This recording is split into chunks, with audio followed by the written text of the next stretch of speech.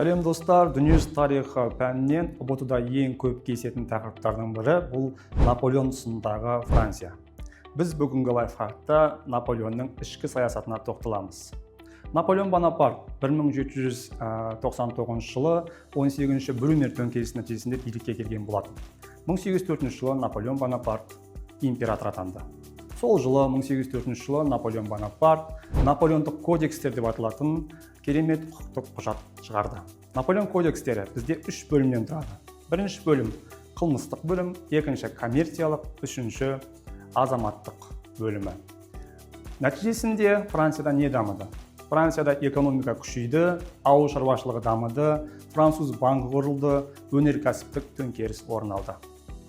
Осының нәтижесінде Франция ұлы державаға айналды. Ал құрметті оқушылар, сіз Наполеон Бонапарттың сыртқы саясат туралы не білесіз? Қандай соғыстарын білесіз? Қандай оқиғаларын білесіз? Егер біліп жатсаңыздар, комментарийға жазып кетсеңіздер болады.